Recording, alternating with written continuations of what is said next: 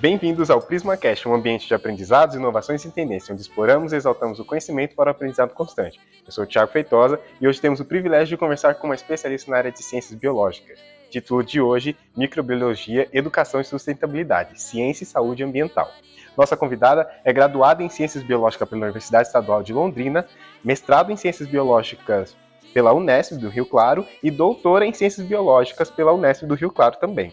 Docente da Universidade Estadual de Campinas desde 2001, tem experiência nas áreas de microbiologia com ênfase em microbiologia aplicada, atuando principalmente nos seguintes temas: biodegradação de resíduos e ecotoxicologia de solos, com testes de toxicidade com os organismos Osomia cândida e Ectreídeos criptos. Cassiana Maria Reganhan Coneglian. É alegria e honra tê-la aqui com a gente. Professora, muito bem-vinda. Obrigado por ter topado com a gente. Por favor, se apresente. Como o professor está? Tudo bem? Eu que agradeço o convite. É um prazer estar aqui, presente. Então, sou professora Cassiana, aqui na Unicamp desde 2000.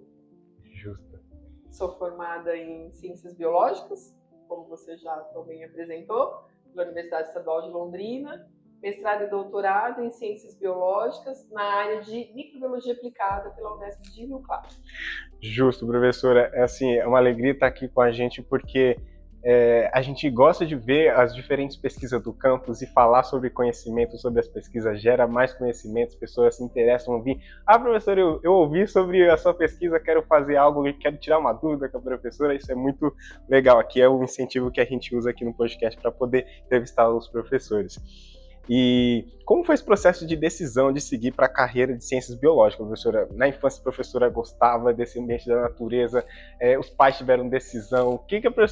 Qual foi a epifania da professora para seguir dentro dessa área das biológicas? Bom, eu sou uma menina criada no interior, do estado de São Paulo, uma cidadezinha muito pequenininha, chamada Lupécio, de 3 mil habitantes. E desde criança eu sempre me vi envolvida com essas questões da natureza. Então, assim, vivia tomando banho de cachoeira. Maravilhoso. Nós tínhamos como eu diria, um desafio quando criança de conhecer o máximo de cachoeiras possíveis. E aí, com isso, voltava para casa machucada, braço quebrado, ralado, perna joelho. ralada.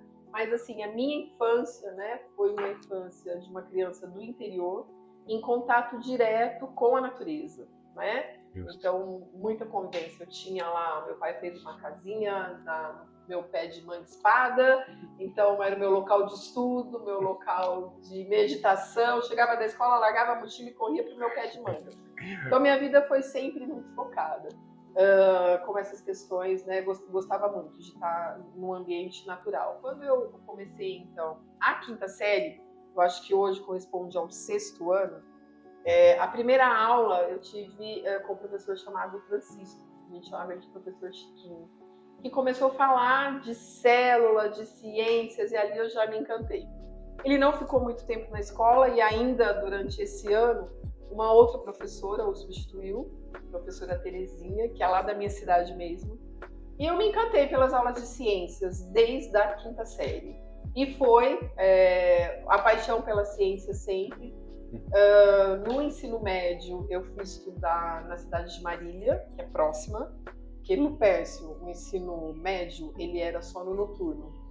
E eu falei, bom, não vou entrar numa universidade para fazer pesquisa, que era o que eu queria. E aí eu me mudei, fui para Marília, morava com a minha avó, mas ainda numa escola pública, Só mudou que do noturno eu fui estudar no período diurno.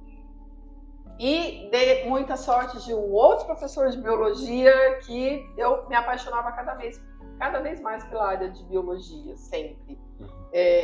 Então, desde a quinta série, eu acho que eu tive professores muito bons, ou eu que já era uma entusiasta pela ciência, não sei.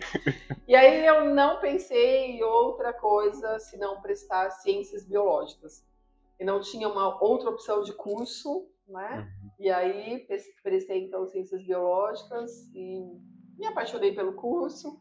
Fiz licenciatura de ciências biológicas com habilitação em licenciatura, porque eu também queria dar aula, eu queria ser professora, então eu fiz licenciatura por opção, Mas aí terminei a graduação e já engrenei mestrado e doutorado e estou estou aqui no Unicamp desde 2001. Justíssimo, professora. Isso é muito rico, sabe, perguntar em relação a esse processo de escolhas. A gente vem conversando com vários professores também, e não é assim, de uma hora para outra que a gente escolhe, né? A gente fala assim, eu sabia que eu queria trabalhar com isso, mas eu não sabia onde eu ia parar, mas eu queria estar trabalhando com isso, uma área correlacionada ali.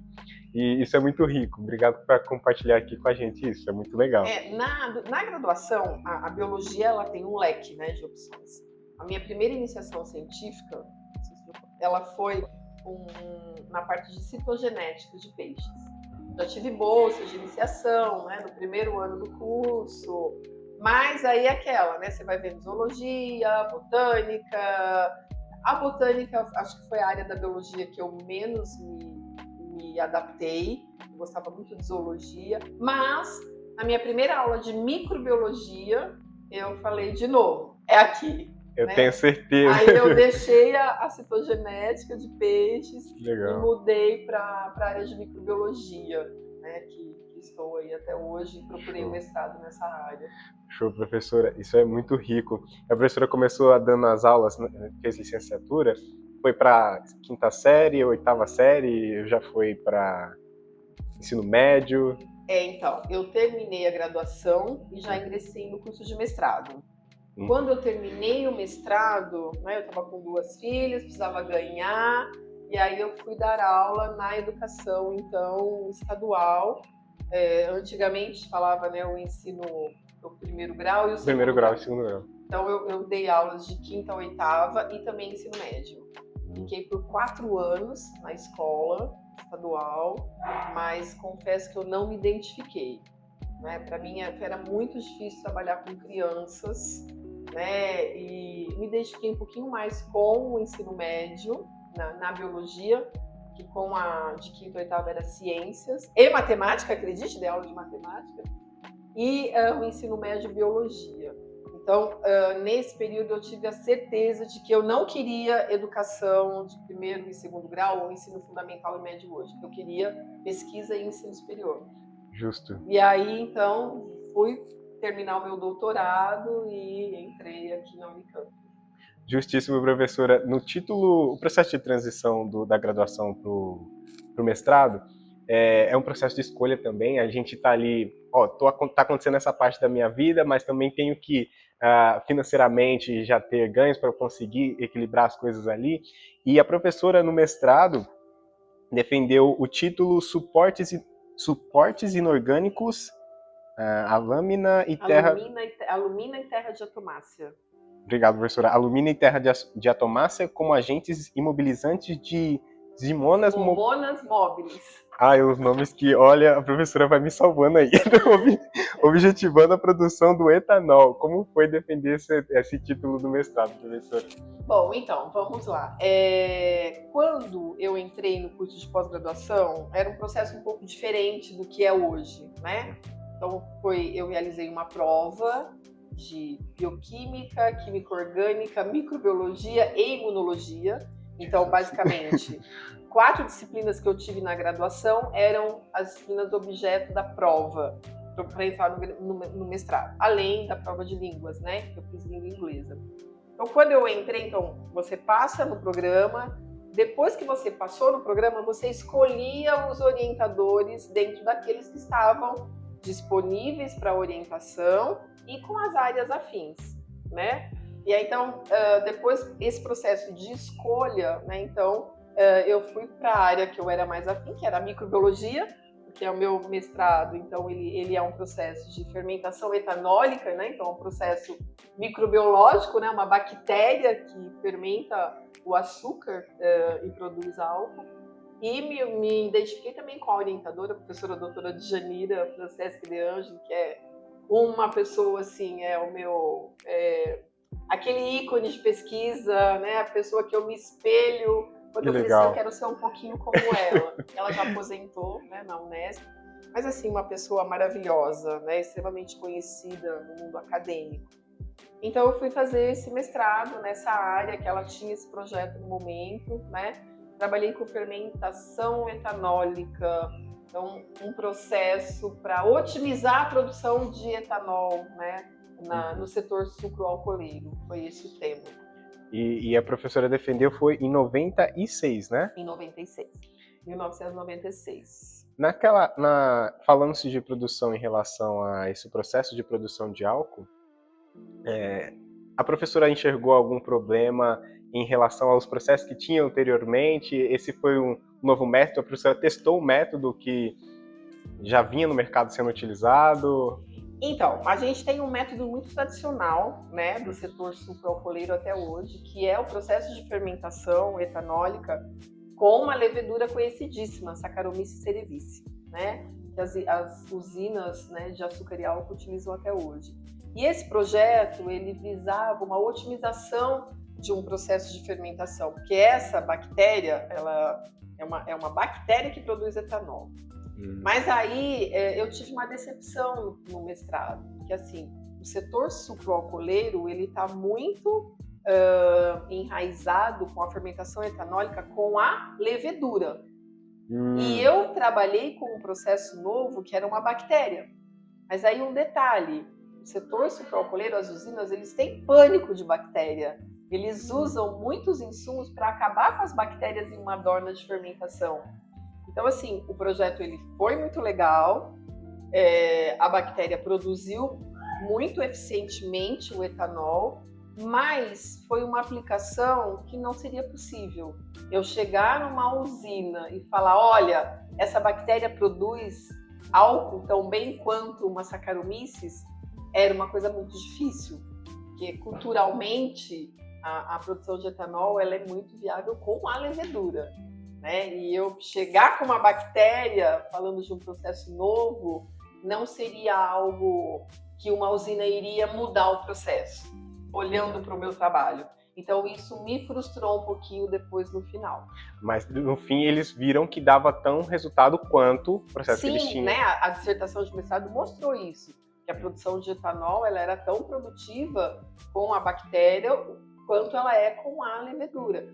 Mas levedura é um processo enraizado, já totalmente elucidado, né? Todos os parâmetros de monitoramento da fermentação já são muito conhecidos. Então, era um processo muito novo para uma indústria. Não, agora para com a levedura que eu vou fazer com a bactéria. Sim. Então, isso acabou me frustrando um pouquinho. Mas eu defendi, fui muito bem. Mas aí, depois que você defende, que você vai estar aí agora. Então, aí, essa aplicação foi difícil. Não teve, né? Não teve. E isso é muito rico porque a professora, dentro ali desse campo da pesquisa, conseguiu trazer algo, ó, está acontecendo esse processo de inovação em relação a outro processo. E é importante também se dar atenção para isso, porque também produz tão bem quanto o processo anterior. E isso é o trabalho das pesquisas, de mostrar e de incentivar e de trazer informações diferentes e de trabalhos que trazem pesquisas. E que a professora bem defendeu no mestrado. Muito show, professora.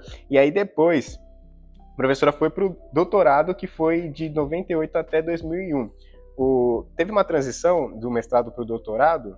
A professora foi já com o mesmo assunto, um upgrade, porque o título do doutorado da professora foi Utilização de micro-organismos na remoção de amônia em efluentes industriais. Aí teve uma disruptura total de trabalho. Então aí, sabe aquela história assim, você toma uma decepção, acha que vai largar tudo, mas minha mãe diria assim, Deus fecha uma porta, mas abre 10 janelas. Abre um portão. Na verdade, o que aconteceu? Eu nunca deixei a Unesp, mesmo defendendo o mestrado, como eu dava aula, eu tinha uma carga horária total na escola, eu comecei a fazer disciplinas como aluno especial, e aí entrei no doutorado e encaminhei um projeto para a FAPESP.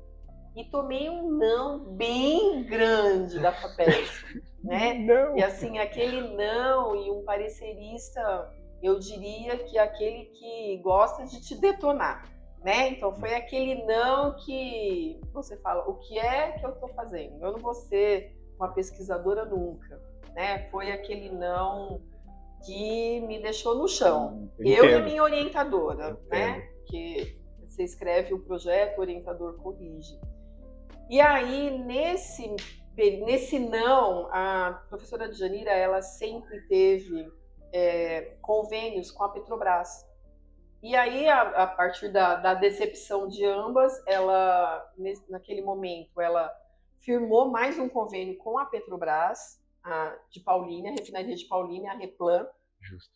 que estava com um problema, né? Eles estavam eliminando um efluente, né? Ou seja, a água residuária do processo deles, com uma concentração muito elevada de amônia. E eles precisavam resolver esse problema, né? Porque eles estavam sendo cobrados pelo órgão ambiental do estado, né? De que o seu efluente estava sendo liberado com uma concentração muito acima do limite permitido de nitrogênio amoniacal. Causando um desequilíbrio ali. Desequilíbrio, né? Um flora, impacto, né? É um impacto bem grande para o manancial. E aí, minha orientadora, então, você topa essa? Eu disse, topo. Ela falou, mas temos que escrever um projeto em 15 dias para apresentar para a Petrobras. O convênio está firmado, mas para eles darem mais essa grana para desenvolver mais esse recurso, né? Essa grana pública, mas para eles fornecerem mais esse subsídio financeiro, que era a bolsa de doutorado, no valor de uma bolsa FAPESP, depois foi até maior, eles pagavam, a gente tem que apresentar um projeto. E aí eu fui, então, escrevi esse projeto em 15 dias. Né? Corridíssimo. Com meus filhos, sem dormir. Correndo contra o tempo. Apresentamos o projeto e eles aprovaram. E aí, detalhe, nesse meio de tempo também, eu havia passado num concurso para a escola estadual. E aí, eu estava numa escola já como, né, concursada nesse ano de 99, já era 99. E eu não tinha 5 anos na educação, e então eu não conseguia nenhum afastamento sem remuneração, remunerado. Todos os critérios para eu me afastar, eu tinha, sem perder o concurso, tinha que ter 5 anos no exercício. E eu não tinha, eu tinha 4. E aí eu resolvi, conversei com meu esposo e falei, é o seguinte, eu vou pedir exoneração. Pedi exoneração, ele falou, vai lá. Foi muito interessante porque o diretor da escola que eu dava aula, aqui em Limeira até, ele tentou comigo todas as formas para eu afastar e não dava. Eu falei, olha, aí cheguei para ele e falei, olha, é o seguinte, eu não consigo afastamento, eu vou abrir mão do concurso público, não tem problema, depois eu presto outro. E aula nunca falta, né? E aí eu assinei uma declaração de próprio punho, de que eu abria mão do meu cargo, e quando eu entreguei na mão dele, ele olhou para mim e falou assim, vai embora, menina, isso aqui não é pra você. E eu falei, mas por que você não me falou isso antes? Ele, não, eu não poderia te incentivar a abrir mão de um concurso. Mas vai embora, vai fazer seu doutorado, porque você vai longe. E eu guardei muito aquilo, né? Foi muito interessante, porque até então você fica, é um concurso público, né? Eu tô abrindo mão de uma vaga, uma estabilização, né, de emprego. E aí fui fazer o doutorado. Eu tinha que apresentar relatórios mensais da Petrobras, então era assim, eu apresentava o relatório, eles recebiam o relatório e liberavam o dinheiro da minha bolsa. Então foi bem difícil. Puxado. Mas também foi fácil, porque no final, quando eu terminei os experimentos, eu praticamente estava com a minha tese escrita, pelo menos da parte de resultados, né, e discussões. E na época, a professora usava, era planilha de dados, a professora tinha alguma ferramenta que tinha para fazer comparação? Quais eram os instrumentos que a professora usava para poder fazer esses dados e seguirem para a tese, né? Porque você já tinha lá toda pronta. Como a professora angariava esses dados? Bom, os dados era simplesmente uma planilha de Excel, né? Computador Word, fazia os relatórios e ia juntando tudo. Nossa. Não é igual hoje, né? Eu queria fazer esse parâmetro assim, porque nessa época a gente tinha as instrumentações para poder ir lá coletar os dados. Hoje a gente tem até sensores que já estão lá coletando o tempo inteiro os dados, né? Nessa época... Não, mas esse trabalho de doutorado envolvia... Eu tinha que trabalhar com o efluente. Então, envolvia a coleta, então ir até a refinaria, de 15 em 15 dias. Esse processo, isso? Isso. Então, eu ia até a refinaria de 15 em 15 dias, coletava lá 200, 300 litros de efluente. Trabalhoso. E vinha para o laboratório. Eu trabalhei com um reator biológico, né, para tratar esse efluente.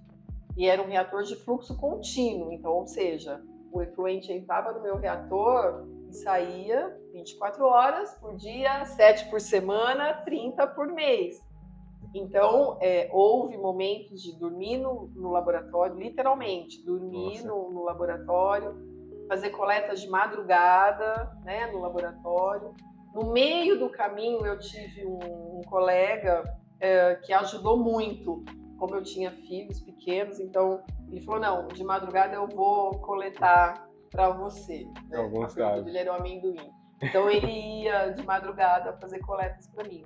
Mas foi um processo de 1 ano e meio de experimentos nesta pegada. E lá foi um momento que eu não tinha ninguém para me ajudar, a não ser o amendoim fazendo as coletas de madrugada. Então era lavar a vidraria, preparar a vidraria, fazer análise e escrever um relatório por mês para apresentar para a Petrobras. Isso é um preciosismo em relação a esse processo de escrever o doutorado. Ele inclui todas essas partes, sabe? A professora ficou lá horas sem dormir, a professora teve que coletar dados, teve que fazer o relatório, teve que ver realmente se aquilo estava correto, teve que fazer comparações, e isso é todo o processo do doutorado, né? Isso é uma junção de todo um período que a professora ficou dedicando para fazer aquela pesquisa dar certo e fazer a defesa do doutorado no fim, né? Exato, né? Você tem toda a parte experimental e a análise de dados e a escrita, né? Não é um processo tão fácil. Justo, professora. E com filhos. E com filhos, família, financeiramente. E detalhe, eu morava aqui já em Iracemápolis e ia todo dia para a Unesp, em Rio Claro. Corridíssimo, corridíssimo, corridíssimo. Assim, para os nossos ouvintes, para mim, para a gente que está começando na carreira do mestrado, ou terminando a graduação, ou querendo fazer doutorado, isso é muito rico para a gente ouvir. Falar assim, a professora arduamente estava ali, contínuo, fazendo todos os testes para conseguir fazer a defesa dela. Brilhante, professora, em todos esses pontos, por compartilhar isso com a gente. É bom a gente ouvir histórias como a da professora, de todo esse processo. Esse foi o nosso primeiro bloco. A professora gostaria de citar mais alguma coisa para a gente ir no nosso segundo bloco, fazer algumas perguntas? Não, eu acho que assim, eu gostaria de citar, como você falou, que é bom, né, para o aluno ver que não é só ele que sofre agora na pós, mas eu acho que não sendo vítima, mas ainda nesse processo, a minha filha do meio, né, depois eu tive o terceiro, mas ela teve uma pneumonia e ela ficou 1 mês e meio internada. Nossa Deus. Num processo que eu estava a todo vapor no laboratório. Então, naquele momento, eu interrompi a pesquisa, mas eu tinha que escrever o tal do relatório. E aí, nessa época, eu não tinha um notebook, né? A gente tinha só um desktop. Então, eu escrevia o relatório à mão, eu levei o meu lab book para o hospital, né? O meu caderno de laboratório. Nossa, eu escrevia à mão e o meu marido digitava em casa o relatório. Então, para a gente conseguir, né, eu encaminhar o relatório aquele mês e eu receber a bolsa. Nossa. Então, assim, correria constante. Foi bem puxado.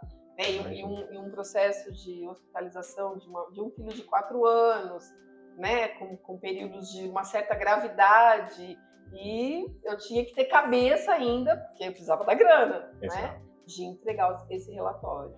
Nossa, professora, são dois ambientes, né, que a gente tem que dar a família, primeiramente, né? A gente vai dar todo o suporte possível, e aí a gente dá o suporte, a gente fica ali, mas a gente falava assim, não, mas espera aí, tem o meu mestrado, tem o meu doutorado, desculpa, que eu preciso terminar ele para poder conseguir defender ele e conseguir ter esse título para seguir dentro dos processos que eu quero ir na minha vida. E brilhante a professora ter conseguido, e com todo carinho, com todo amor, a professora deu atenção para a família, que é a nossa base, né? Vou conseguir ajudar ele ali e conseguir fazer meu doutorado também. Fiquei todas as noites no hospital, todas. Olha só, olha só. E obrigado por compartilhar isso com a gente, professora. A gente vai para o nosso segundo bloco, a gente fecha esse bloco que se chama da história, né, graduação, doutorado, e a gente vai para o nosso segundo bloco que se chama experiências no mercado e trabalho de pesquisas.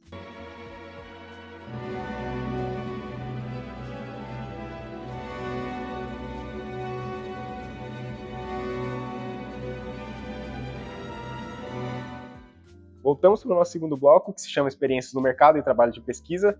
O primeiro estágio da professora foi em qual escola? A professora fez licenciatura. Qual foi a escola que a professora primeiro deu?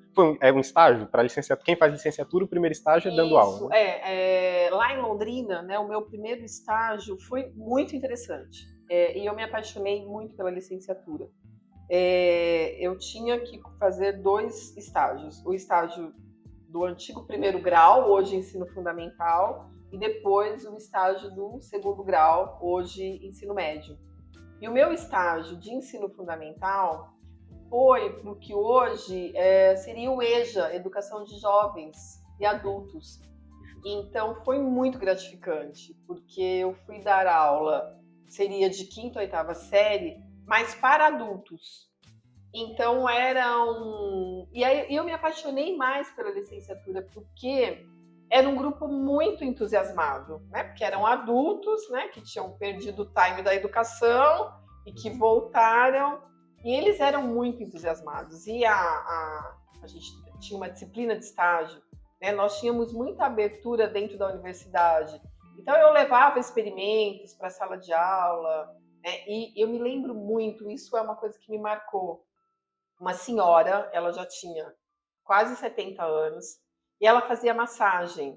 E nós fizemos uma visita no laboratório de anatomia.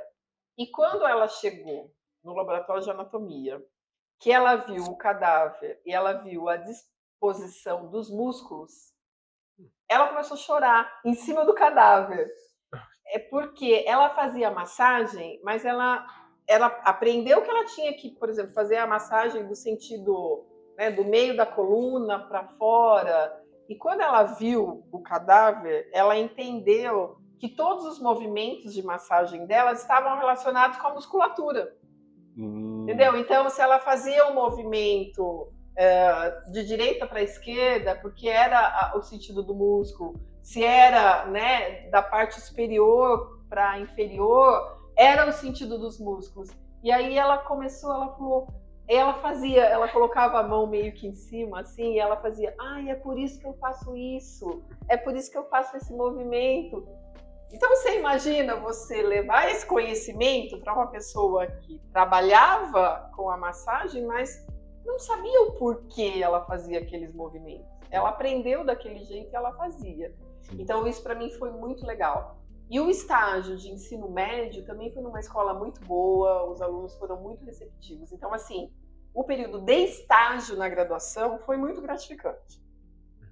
O período depois que eu dei aula mesmo como professora, ele também foi, né? Eu comecei na escola Cesarino Borba, em Iracemápolis, que é onde eu resido. Uma escola de um município pequeno, né? Então, eu também, assim, não foi total decepção, né? Os aprendizados. Foi muito aprendizado, o ensino médio foi muito gratificante.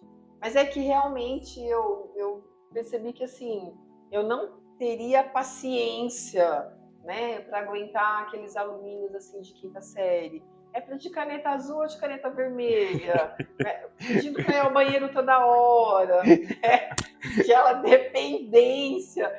Imagina, isso porque eu dei aula de 1996 e 1999. Imagina hoje. Naquela época não tinha o celular para prender a atenção deles, né? Então foi um período de escola, como eu disse, né? Não foi assim de todo um terror, mas foi um período de eu pensar e falar, não, eu não quero ser só a professora de ensino fundamental e médio, eu quero fazer pesquisa, né? Para isso que eu fui para pós-graduação. Perfeito, professora. E assim, eu lembro que quando eu dei aula voluntário, eu queria dar aula voluntário de matemática, mas eu dei aula voluntário de português, porque sobrou aula para português. Eu falei assim, vamos lá, a gente quebra o galho. Exato. Mas foi de 5ª a 8ª série. Professora... Não, é o caos. É o caos. E eu falava assim, melhor, vocês têm muita energia, vamos concentrar essa energia aí pra gente aprender aqui as oxítonas, a paroxítonas e conseguir aprender esse conteúdo aqui, porque vocês precisam ter essa disciplina. E eu sei que vocês queriam ir para matemática, com o número que é mais fácil do ponto de vista de vocês gostam mais de matemática, mas a gente tem que aprender o português também. E aí eles, professor, mas depois vai ter intervalo pra gente jogar bola lá fora? Eu disse, não, Não, a gente vai aprender primeiro português. Aí depois a gente gasta energia para vocês correrem lá Ninguém fora. ganha do professor de educação física. Ninguém. E são períodos de aprendizado e de muita genuidade das crianças de quinta ou oitava série, de aprendizado muito genuíno, né? Eles aprendendo porque eles não sabem do processo, não sabem para que serve, mas não quer saber por que aquilo serve, eu quero gastar energia em outro ponto. E aprender é um processo que leva muito tempo até eles entenderem que precisam entender aquilo para poder seguir com as outras áreas da vida, né? E criar o senso crítico, que hoje a gente vê que está se tirando muito senso crítico em relação a esse aprendizado, visto na alto índice de tecnologia. Também tem outros fatores da família, os pais têm que sempre estar em cima ali para poder tirar o máximo de proveito em relação à tecnologia para que eles aprendam realmente o senso crítico neles para ter discernimento no futuro, né, em relação a processos distintos de aprendizado, né? Exato. E isso é muito rico, professora. Obrigado aqui por compartilhar com a gente. Depois, a professora trabalhou desde 2001 até hoje aqui na Unicamp. Exato. Aí a professora sente essa dicotomia de diferença de... A professora acabou de citar que para o ensino médio a gente tem que dar mais atenção. Na graduação, mestrado, a professora dá aula de mestrado também. Sim, dou aula, mestrado e doutorado. A professora sente essa diferença de autonomia que o próprio aluno tem para com o aprendizado, né? Ele precisa buscar, ele precisa estar ali trazendo informações, estar dentro das tendências, vendo como trazer o melhor aprendizado para si mesmo, né? Como a professora sente essa diferença? Então, como eu disse, eu acho que com as crianças, você tem que ficar, né, inventando mil e umas alternativas para aprender a atenção deles. Então, eu acho que isso, talvez eu tenha encontrado uma certa dificuldade, né? Com o ensino médio, né, então foi melhor. Aí, eu acho que tem um ponto positivo, né, principalmente os alunos do último ano, né, como eu dava aula, mas também estava em contato com a universidade. Então, eu acho que eu consegui incentivar muito os alunos, na escola pública, a prestar vestibular, né? Mas, enfim, depois, quando eu entrei aqui na universidade, aliás, antes de entrar na universidade, eu pedi a exoneração do meu cargo, mas eu peguei uma licença no COTIL. O Foi COTIL, muito, o escola COTIL, fantástica. Colégio Técnico. E foi muito interessante, né? Eu dei aula para mecânica, né? Uma sala majoritariamente de meninos naquela época, né? Foi em 2000 isso. E foi Justo. bem engraçado. Eu acho que eu fiz um trabalho legal, porque no meu último ano, meu último dia, eles fizeram festa e trouxeram um monte de coisa, né? E aí eu lembro que um dia eles zoavam, um aluno trouxe uma maçã, um mestre, depois o outro trouxe uma melancia. Mas eu entrava na vibe deles. Então, com o adolescente, eu acho que eu conseguia interagir mais do que com as crianças, né, de quinta ou oitava. Justo. E aí, quando eu entrei aqui em 2001, aí eu acho que eu me encontrei total, né? E principalmente porque tem um detalhe. Eu entrei aqui em 2001, que era Centro Superior de Educação Tecnológica, o CESET. Nós tínhamos só os cursos de tecnologia.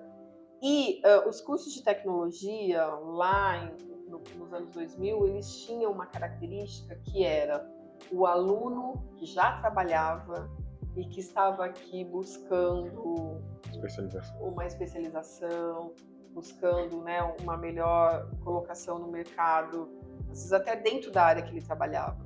Então, o curso muito focado para a área de saneamento, tratamento de água, de esgoto. Então, era um aprendizado imenso com os alunos, né? A maioria dos alunos já trabalhavam na área, e aí comecei aí o desenvolvimento de pesquisa, então a primeira iniciação científica, né? Então foi muito interessante. O perfil do aluno lá do Centro Superior de Educação Tecnológica, ele era um perfil diferente do aluno de hoje, né? Então era uma troca de experiências muito grande, né? Na aula de microbiologia, né? Olha, hoje é avaliação da qualidade da água. Mas lá na minha estação de tratamento de água, né? Ontem mesmo, na aula, eu dei um exemplo para um aluno que ele trabalhava numa empresa de papel e o papel estava saindo amarelinho. E aí eles foram, e ele trazia, professora, o que será que é? Ah, deve ser uma alga. Eu falei, olha, vamos pesquisar essa alga. E eles pesquisaram e era uma Que alga. show. Então era uma troca muito grande, né, com os alunos de tecnologia. Perfeito, professora. Dentro dessas disciplinas que a professora deu, quais as disciplinas que a professora vê, que tem aqui Biologia Aplicada 1, Biologia Aplicada 2, Metodologia do Trabalho Científico, Microbiologia Aplicada, Saúde Pública, Toxicologia Ambiental, Tratamento de Esgoto. Dentro dessas disciplinas, qual a professora acha mais desafiadora, que os alunos sempre têm uma demanda que fala assim, mas professora, mas por que é assim o processo? Por que é desse jeito? Dessas disciplinas que a professora já ministrou. Olha, das disciplinas que eu ministrei, eu acho que hoje, né, se vamos colocar atualmente, Tecnologias avançadas de saneamento ambiental eu também. acho que a disciplina que mais talvez o aluno por incrível que pareça, é a metodologia científica. Porque Metodologia. o aluno ele entra meio imaturo, né, ainda. E a nossa metodologia científica ela é no primeiro semestre. E eu não fico filosofando em método científico, em se é dedutivo, se é.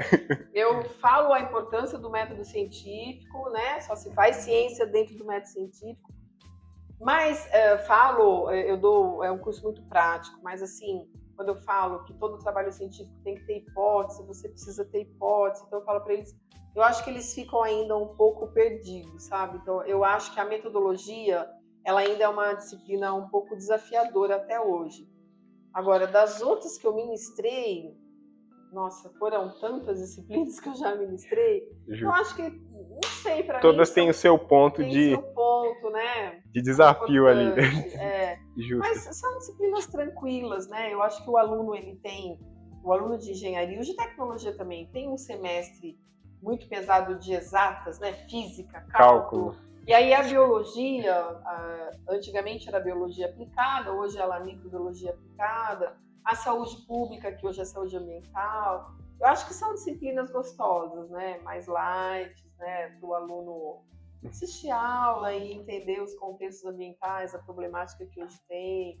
Eu trago muito a parte de fora para os cursos, né? Eu acho que isso é muito legal. eu acho que eu não sei se você vai falar sobre isso, mas estando lá no Comitê das Bacias PCJ, isso enriquece muito as minhas atividades. Ótimo. Em relação a isso, ó, já pegando esse gancho, que era as duas próximos questionamentos em relação a... Questionamentos não, perguntas em relação às duas trabalhos que a professora exerceu, né? Que foi na Universidade Estadual Paulista Júlio de Mesquita Filho, né, na Unesp, e no Comitê das Bacias dos Rios de Piracicaba, né? Que foram dois trabalhos ali que a professora também exerceu. Então, na verdade, no Comitê das Bacias PCJ, eu sou representante da Unicamp desde 2004. Né? Então, tem mais de 20 anos, né, que eu participo do comitê.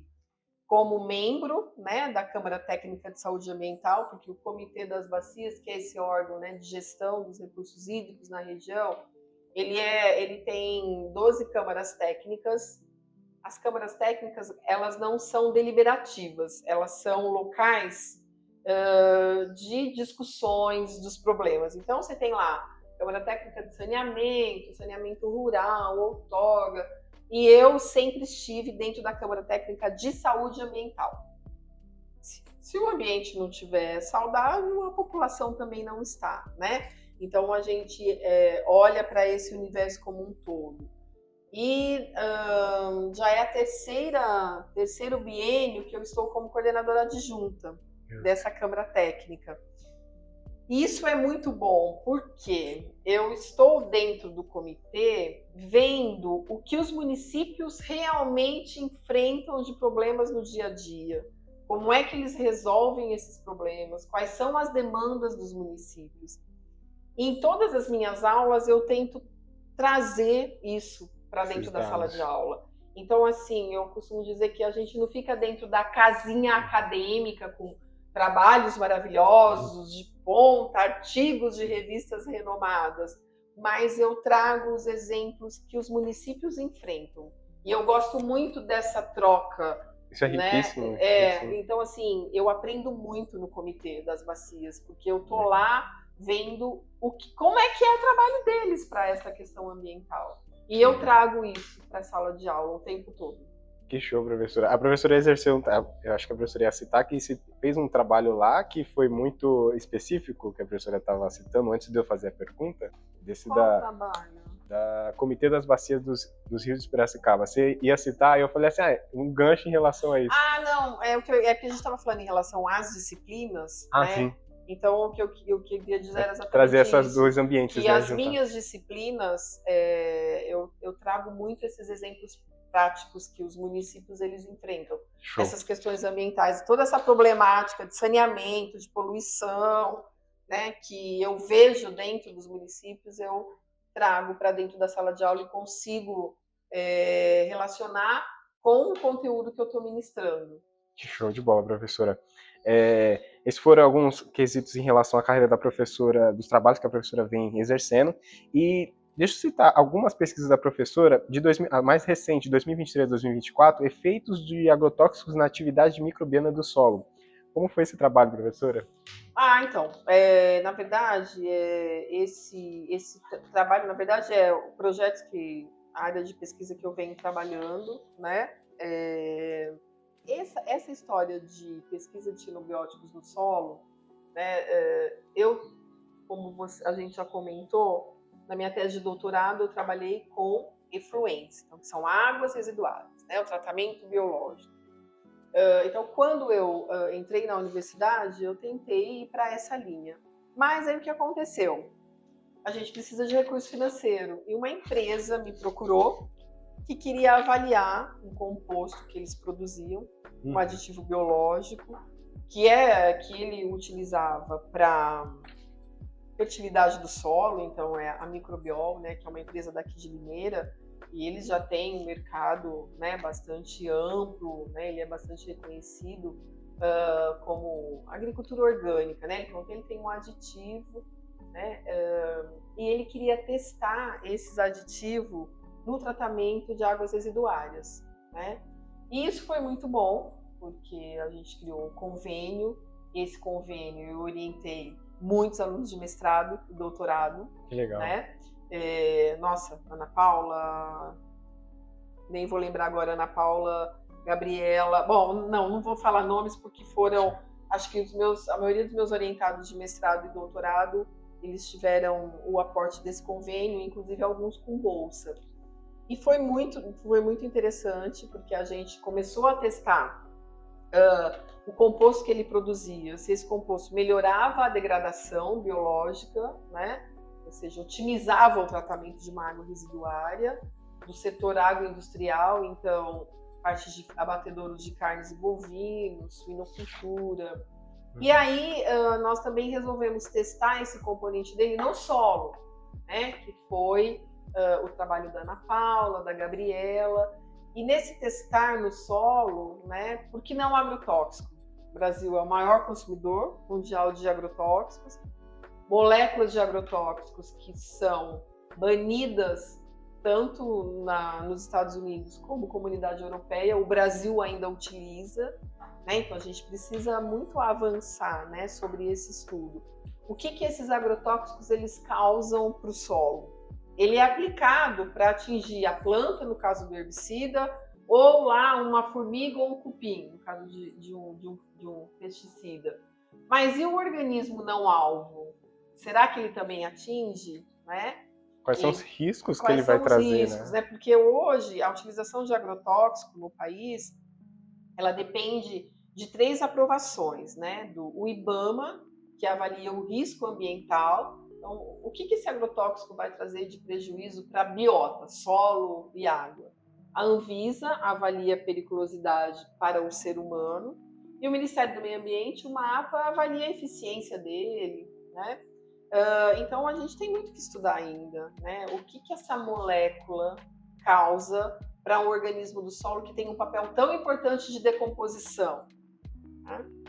Se não for os decompositores, é o que seria, né, da humanidade. É isso, então, essa professor. pesquisa, a gente tenta entender o impacto, e especificamente eu tenho trabalhado com agrotóxicos, nessa comunidade microbiana do solo. Muito bom, muito rico isso, professora, porque para quem está nos escutando e quer seguir dentro dessa área também, professora trabalha com essa parte de entender os agrotóxicos, né, os riscos que ele traz, a melhor forma que a gente possa aplicar, né? A gente entende que tem grandes questões em relação à quantidade de população, o crescimento populacional muito alto, o risco para a população, como isso vai afetar geneticamente os corpos, né? Isso é uma questão importantíssima. Assim, eu costumo dizer que também a gente não pode ser um eco chato e falar, não, vamos, zero agrotóxicos. Não dá, a gente não consegue mais produzir sem, ainda mais com a quantidade que o Brasil produz de alimentos, né? O tamanho da nossa produção, né? Então, assim, não dá para falar zero.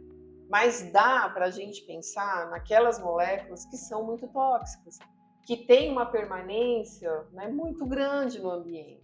Né? Então, essa molécula, o que ela está causando? E, assim, um outro ponto. O Brasil é um país tropical com uma quantidade muito grande de características de solo. Tem o solo mais arenoso, mais argiloso, dependendo da região do país.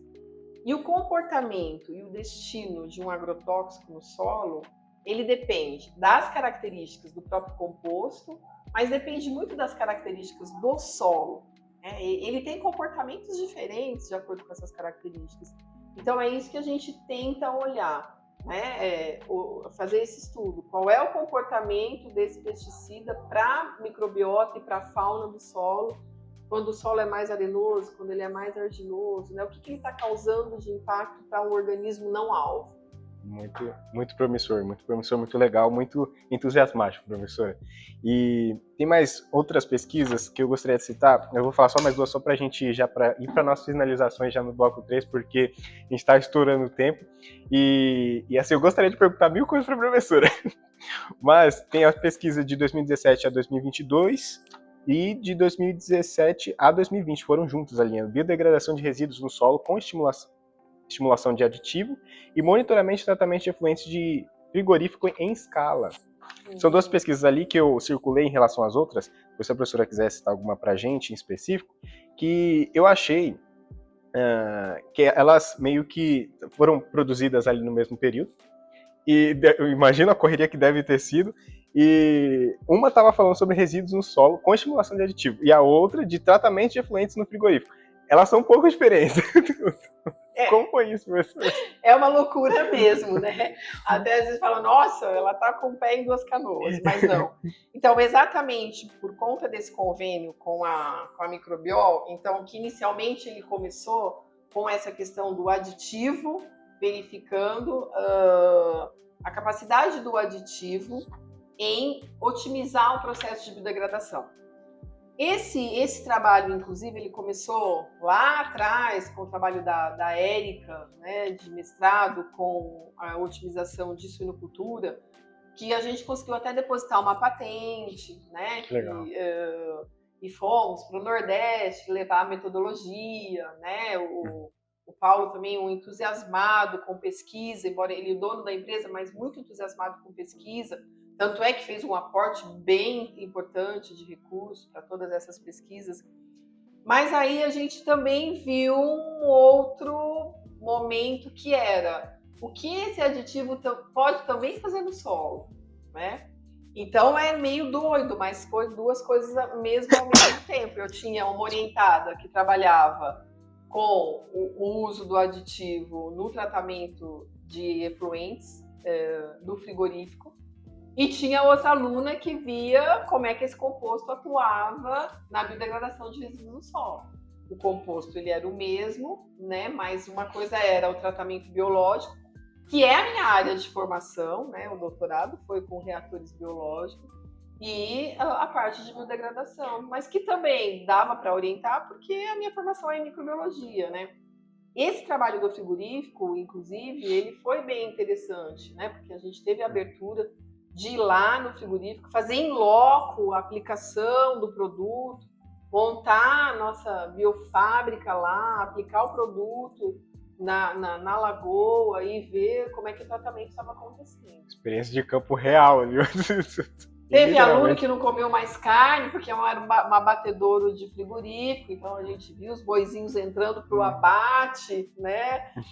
Mas era ir lá mesmo, né? No in loco. Então elas tinham meio que um ponto de intersecção, porque ambas estavam trabalhando os resíduos, só que em ambientes diferentes. Exato, e ambas trabalhando com a biodegradação, né? Ou seja, ambas trabalhando com atividade microbiana para degradar a matéria orgânica. Só que aqui, degradar a matéria orgânica no solo e degradar a matéria orgânica na água residuária. Riquíssimo, professora. São processos microbiológicos diferentes, mas com papel ali de micro-organismos, né? Como o organismo essencial desse processo de biodegradação de resíduos na água e no solo. Perfeito, professora. Teria alguma pesquisa que a professora gostaria de citar em específico? Tem algum xodó? Que a gente pode ir já para nossas perguntas finais? Gostaria de citar algo em específico? Olha, não tem um xodó. Acho que todas foram um conjunto, foram importantes, todas foram bem interessantes, né? Algumas, né, o resultado que você não esperava, fica mais feliz, né? Outras não, porque eu falo para os alunos, às vezes eu estou trabalhando com toxicologia de agrotóxico e a gente quer que o agrotóxico mata todos os bichos para falar mal dele, olha, esse agrotóxico é tóxico, mas às vezes isso não aconteceu, já teve pesquisas que o mesmo componente para um organismo, para o Fonsomia cândida, ele foi extremamente tóxico, para o Enquitirídeos crípticos não, os crípticos amavam o agrotóxico. Então, resultado é resultado, é pesquisa. Justo, professor, isso é muito bom, assim, ambos os lados a gente tem que trazer o fato ali para conseguir concentrar os dados de forma científica, né? Perfeito, professora, a gente já vai para o nosso terceiro bloco, a gente já vai para nossas perguntas finais, a professora tem muitas pesquisas para os nossos ouvintes que estão ouvindo a gente, vejam o currículo da professora, pesquisem, falem com a professora, tirem dúvidas com a professora, porque as pesquisas dela são muito legais, eu li aqui, tive a oportunidade, citou algumas pra gente, e foram muito legais. A gente vai para o nosso terceiro bloco, que se chama Futuro e algumas curiosidades, e voltamos já.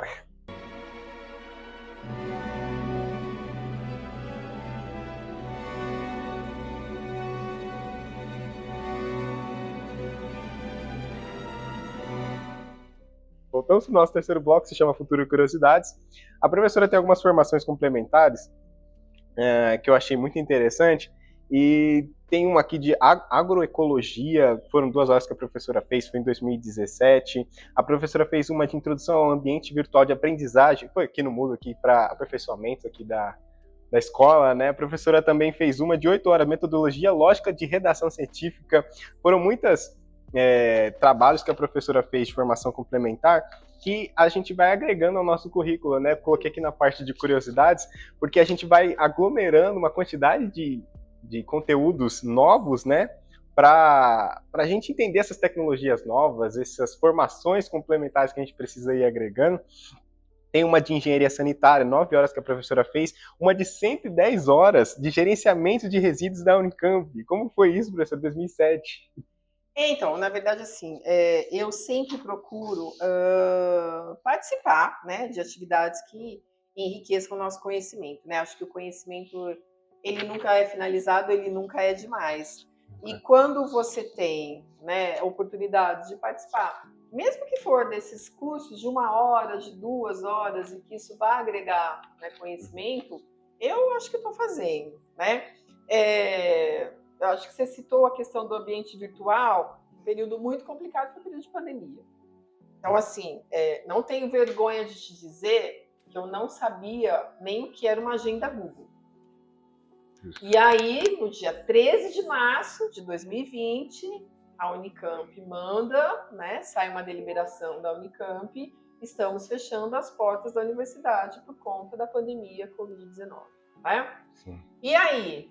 E agora? Né? E aí, o professor Dagoberto, até meu colega lá de sala, falou, gente, o negócio é o seguinte, daremos aula virtual. O que é isso? Como é que marca o meeting? Eu lembro muito do professor Dagoberto sentando comigo, me ensinando o que era um meeting. Eu não sabia o que era um meeting. Tá? Até então, a gente tinha YouTube, né? Algumas participações de cursos no YouTube, mas o que era um Gmeeting? O que era um Google Meet? O que era uma aula virtual. Síncrona. Então, assim, para mim foi bastante complicado. Foi um período bem difícil. Eu estava na coordenação de graduação, né? Eu acho que isso é uma coisa até que a gente não comentou aqui, porque acho que o foco é pesquisa, mas eu sempre fui uma amante da gestão acadêmica. Justíssimo. Então, assim, eu sempre tive vários períodos de coordenação, fui coordenadora do programa Profis, lá em Campinas. Então, para mim, a pandemia foi um período muito complicado. Eu não me via, foi muito difícil dar aula online. Então, e aí eu acabei fazendo cursos e mais cursos, né? Redação científica, eu acho que é inerente para nós que fazemos pesquisa, né? Sempre tem coisa nova, sempre tem ferramentas de aprendizagem. E a escrita acadêmica, ela não é fácil, não é chat GPT, Não né? é. A escrita acadêmica, ela é difícil, então eu fiz esse curso. Esse que você disse de especialização de gerenciamento é um programa, quando a Unicamp começou a discutir sobre os resíduos que ela gera. Porque até então mesmo, quando eu fiz lá a pós-graduação na Unesp, em Rio Claro, você tinha resíduos de laboratório e, não vou mentir para você, era o famoso PA, pia abaixo. Fazia uma análise e jogava aquilo na pia, né? E aí, opa, nós somos um curso de ambiental e o que a gente faz com nossos resíduos?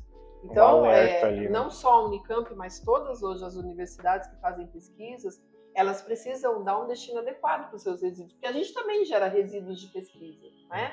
Resíduos no laboratório. E aí, por conta de ser uma professora da área ambiental, né? Então, eu participei de todo esse processo. Ele é todo um processo de como a Unicamp ia fazer a gestão dos resíduos, né? Hoje a gente tem um processo bastante avançado, a funcionária Anjaína aqui, ela trabalha muito nessa questão de gestão.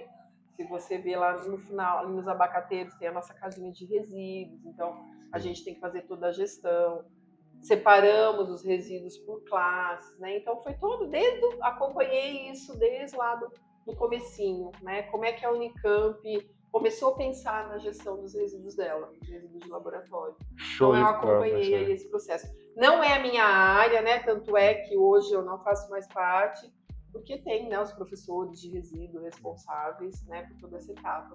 Mas esse curso foi mais nesse sentido, quando começou lá atrás.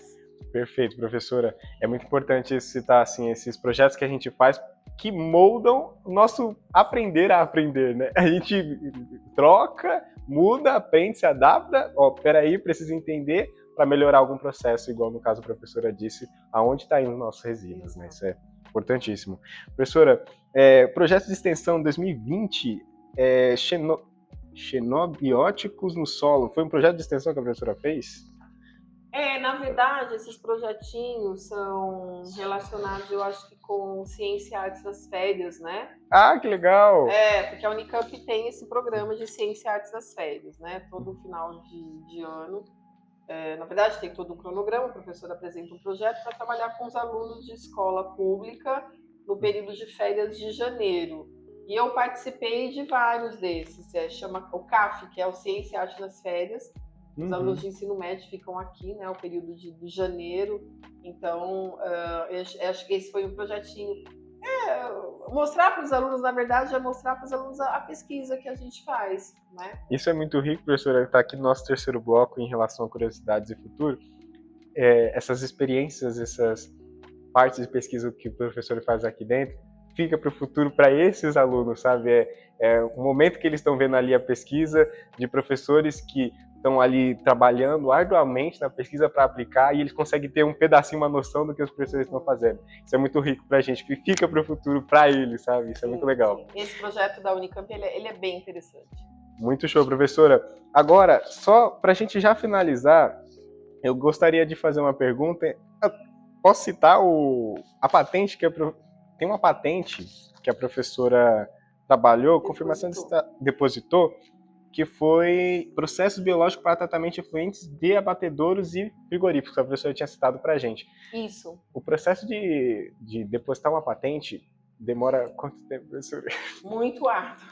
Então, esse projeto foi exatamente com o convênio com a Microbiol, o trabalho da Érica Moretti, né? Estão utilizando o aditivo para tratamento biológico de principalmente efluentes que a gente chama de agroindustriais. E aí, então, o projeto ele foi muito interessante, o aditivo funcionou muito bem. E aí, então, fizemos um depósito da patente, né, junto com a empresa. Mas é um processo difícil, demorado. Hoje, o que nós temos? Ela está depositada, mas a empresa ainda ela não conseguiu entrar no mercado com o produto dela para tratar.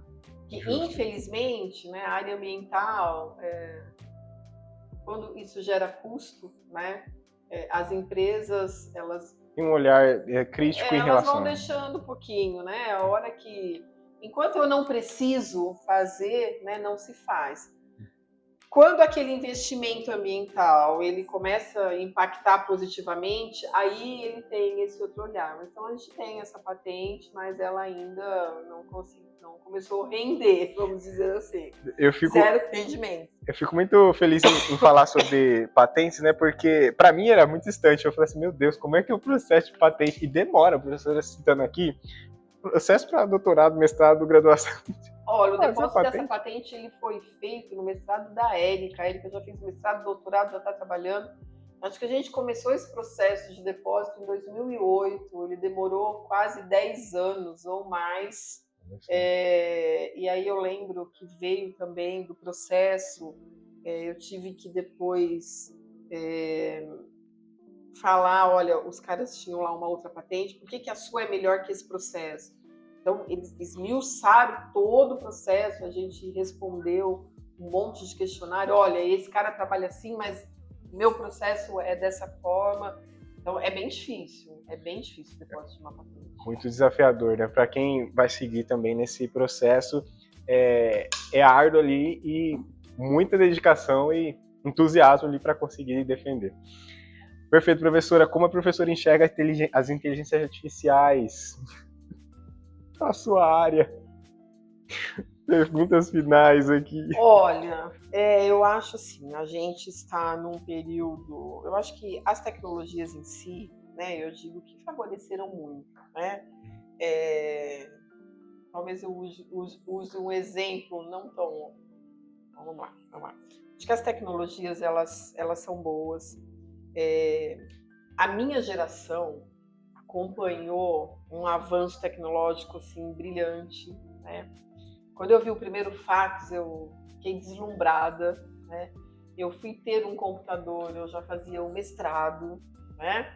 Quando eu fui para a faculdade, eu fui com uma maquininha Olivetti. Eu sou uma daquelas que fez curso de datilografia, não fui uma boa aluna de datilografia. Então, assim, eu acho que a tecnologia, ela nos auxilia muito. Por exemplo, celular, né? E às vezes é legal, eu estou dando aula, eu falo, gente, olha, tem essa lei, ela fala isso, mas eu não lembro muito bem. O aluno já, olha, professora, isso é isso. Às vezes eu mesmo peço para ele, gente, olha, tem essa bactéria, mas eu não lembro muito esse processo. Professora, é isso. Então, eu acho que isso é fantástico. Mas o que me assusta um pouco é o uso abusivo, né? Então, e tem me assustado, eu tenho uma disciplina os alunos fazem relatórios de aula prática. Na própria metodologia, eu dou uma metodologia muito aplicada, então eu presto muita atividade para eles. Por exemplo, eu dou material para eles, peço para eles escreverem um resumo.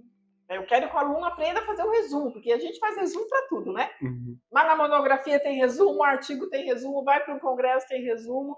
Então eu foco muito que é um resumo, né, científico e como é que se escreve. E aí me assusta de ver os alunos pedindo para a IA fazer. Né? Discernimento então crítico. Eu tenho um pouco medo. Eu, por exemplo, já usei a IA, estou escrevendo um texto, eu olho uma frase lá, não ficou legal, eu já confesso, eu já pedi, escreve essa frase para mim. E às vezes eu olho, não tem nexo nenhuma, principalmente na área de microbiologia, então isso me assusta um pouco. Né? Eu acho que ela está aí, mas para ser usada com critérios, de forma consciente, para auxiliar, né? Mas a partir do momento que eu recebo um e-mail de um aluno e eu vejo que ele pediu para IA escrever aquele e-mail, eu me assusto, né? Como assim? O aluno, para me mandar um e-mail, professora, você precisa divulgar os slides da sua aula, e o aluno pedir para a IA fazer esse tipo de coisa, então me assusta. É crítico, né? Me Assim, assusta. tem um ponto em que a gente precisa utilizar de forma consciente para auxiliar, igual mesmo a professora disse, Exato. não fazer pela gente, porque Exato. processo crítico de análise, de desenvolvimento, de entendimento, porque humano. assim, a tecnologia, né, você saber usar é fantástico, né? Olha, né, sei lá, vou dar exemplos assim muito simples.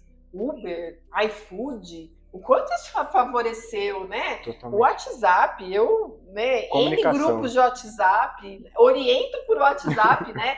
É uma comunicação muito rápida, muito fácil, né? Posso até dar o exemplo, né? Tenho filhos que moram fora do país e graças eu tenho eles aqui Ali, no vídeo. 24 horas por dia. Ver a carinha deles, né? Então eu acho que isso é importante, mas me assusta esse uso abusivo e os alunos, né? Eu vou falar como docente, os alunos perdendo essa capacidade de ler e escrever.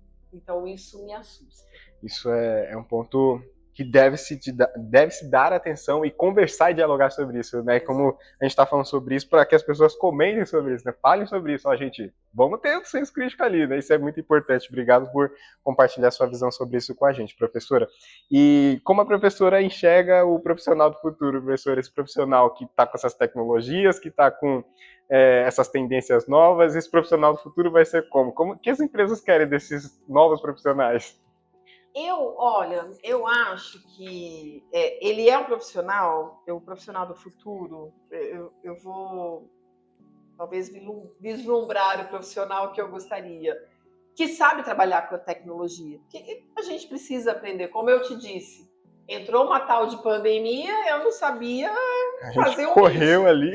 Então, eu tive que aprender e era o que nós tínhamos naquele momento de ferramenta. Então, eu acho que o profissional do futuro ele tem que saber lidar com as tecnologias, mas ele também tem que entender que ele precisa assim, ser crítico, ele precisa estudar muito, né? O profissional da área ambiental, né? O mundo que a gente vive, as relações ambientais elas são muito interdependentes uma das outras, né? Quando eu estou falando de poluição de água, mas ela é afetada também pela poluição do ar, né? Tudo muito ligado. Quando eu falo de saúde ambiental, você tem uma multifatorialidade de casos, né? Você tem uma classe social menos favorecida, ela não tem saneamento, então ela está mais propensa a doenças. Então, eu acho que a pessoa ela tem que entender, né, dessas relações na nossa área, mas crítica, né? Eu acho que ela tem que ter esse senso crítico. Eu acho que também é uma coisa importante, ser proativa, né? Porque eu acho que a IA, de forma excessiva, ela tira a proatividade das pessoas, né? Eu não vou buscar estudar, não vou buscar o conhecimento. Eu digito aqui o que eu quero e sai pronto, né? Então eu acho que o profissional o profissional do futuro ele tem que ter essa proatividade, né? Buscar a informação. E aí eu acho que também uma coisa que é importante informação é uma coisa, conhecimento é outra, né? A gente genial. A gente vamos dizer assim, qual é a palavra? Nós somos bombardeados de informações. Mas o que é importante?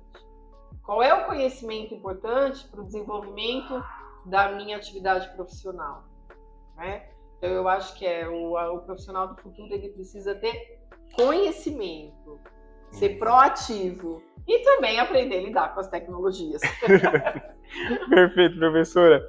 Eu só tenho a agradecer pela professora ter topado aqui participar com a gente, ter falado desde o processo de decisão inicial ali, desde criança, o que a professora queria, qual era o senso que a professora usou para poder seguir a carreira que a professora seguiu, passou pelo mestrado, passou pelo doutorado, família, estava ali do lado, a gente segurança e agarrando a família, a gente vai estar junto com a família sempre.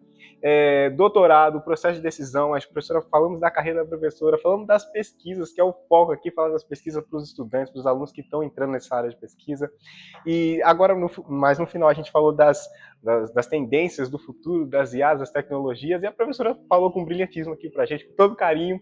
Eu agradeço a professora ter topado, ter falado aqui com a gente, ter falado um pouco da sua experiência para a gente.